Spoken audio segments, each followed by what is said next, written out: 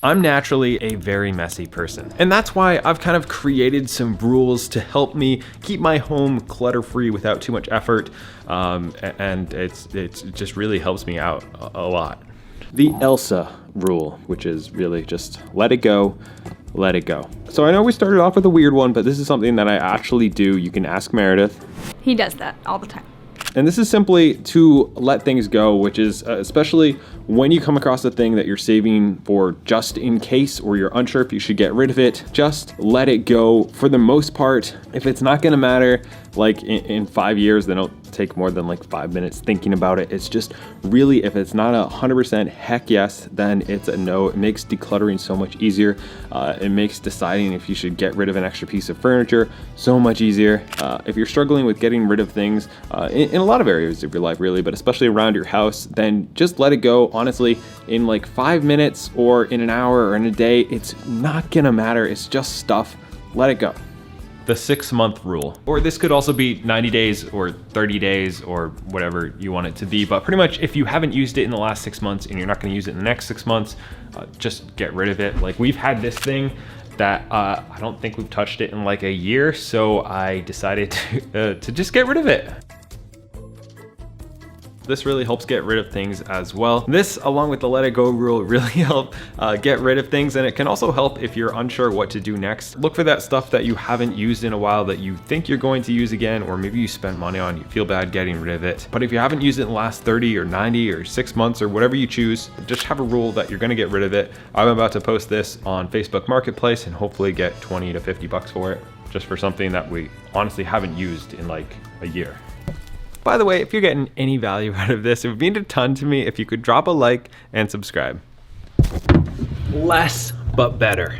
This is a principle I try to live by with everything that I do actually spend money on, and in return, it helps me keep less stuff in my house that I actually use. Everything in my house I try to have serve some sort of purpose, and a really good example is kind of just like the pots and pans that we use, also like our Tupperware here, and we decided to spend a little bit more and get stuff that fits really well. It's really high quality, it washes really easy, and it all comes with storage. These are actually from Caraway, not a sponsor, but I do have a link down below if you guys want to check them out. I do the same thing with my clothes and appliances. I try to do everything this way because I used to get cheaper stuff and I'd have a lot of it and it would break and go through it constantly. But if you have less high quality stuff that you absolutely love and you use like every day, it makes your whole house feel a lot more functional.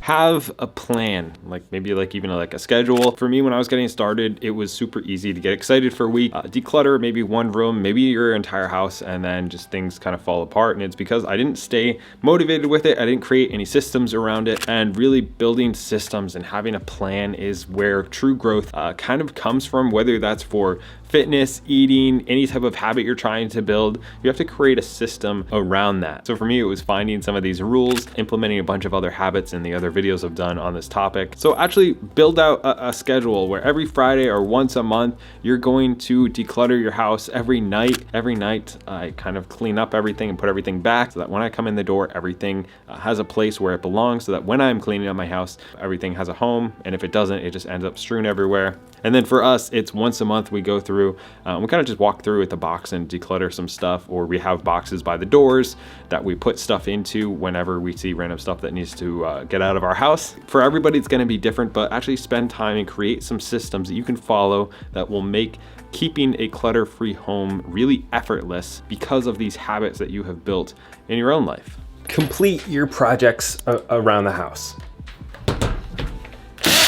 My current project that I've been procrastinating on for like 3 months, 4 months, is building a countertop here so that we can actually have a place to fold laundry and to store our laundry baskets. And I've made the same mistake with pretty much every house that I've had, where I've had little projects and I just never completely finished them. And because of that, there's been a mess. Like I've got all my tools sitting there and they've been there for like a week because I haven't actually finished the stupid project. So just take a little bit of time and actually finish projects around the house. And in return, you might have that storage finally done. Your house will be a lot more organized. You won't have tools lying around. It'll just feel a lot more clean and fresh and done. So if you're trying to finish painting a wall or building something, And just take like a couple hours, it generally doesn't take that long, and finish the project and your home will feel much more clutter-free. Use storage. There are a few different ways we use storage that are actually insanely helpful. First off, we do have a baby and she's a little bit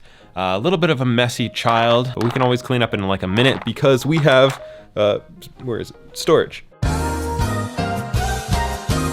We just took time to find a place for everything. I also did this with my coffee where we actually built shelving for it. We're doing it with our laundry right now where we're building shelving for our laundry to be more organized, but actually taking time and designing our home to be as simple as possible to clean up, and actually thinking about that with everything that we own, with everything that we buy, with all of our furniture. Everything is designed for a clutter-free home to be simple to clean up.